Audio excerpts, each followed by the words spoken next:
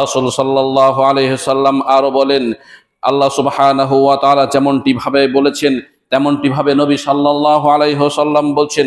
উহুদ যুদ্ধের কথা, হাদিসটি বুখারীতে পাওয়া যাবে 1343 নম্বর হাদিস।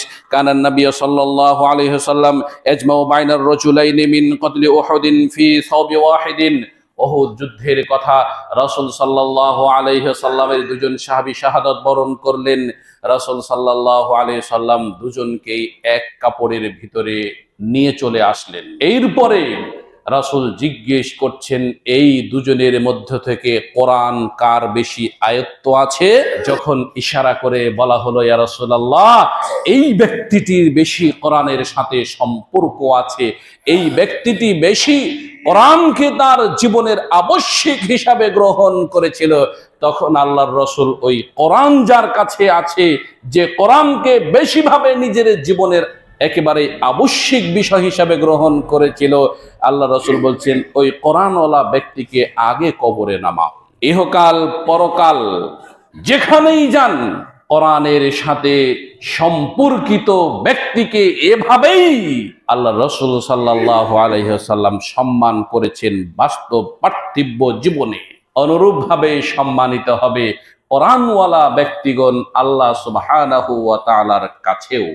যেমনটি ভাবে আল্লাহ সুবহানাহু ওয়া তাআলা বলছে, ইন্না আফদালুকুম মান তাআল্লামাল কুরআন ওয়া আল্লামাহু।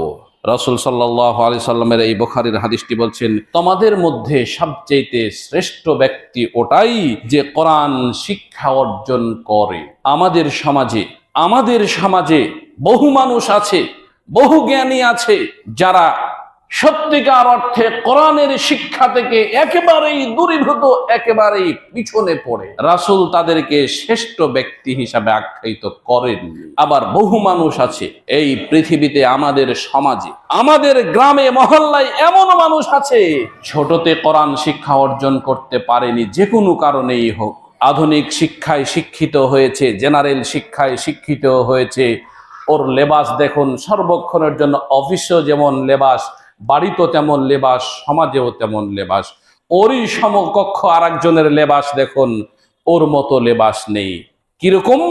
ও ব্যক্তিটি কোরআনের শিক্ষায় শিক্ষিত হয়ে ও পাঞ্জাবি পরে, ও সুন্দর পোশাক পরে, মার্জিত পোশাক পরে, ওর সুন্নাত রেখেছে, রাসূলের সুন্নাত অনুযায়ী দাড়ি রেখেছে, ও টুপি পরে, ও ৫ ওয়াক্ত সালাত আদায় করে, ও হজ করে, ও যাকাত দেয়, সব কিছুই করে কোরআনের শিক্ষায় শিক্ষিত হওয়ার কারণে। তার চাইতে আরেকটু উপরে যাই বা তার চাইতে আরেকটু নিচে যাই, কোরআনের শিক্ষা যার নাই, ঠিক ওই রকম একজন অফিসারের ভিতরে এরকম নেই। যার ভিতরে কোরআনের শিক্ষা আছে, ওর কথাটাও আদর্শ আছে।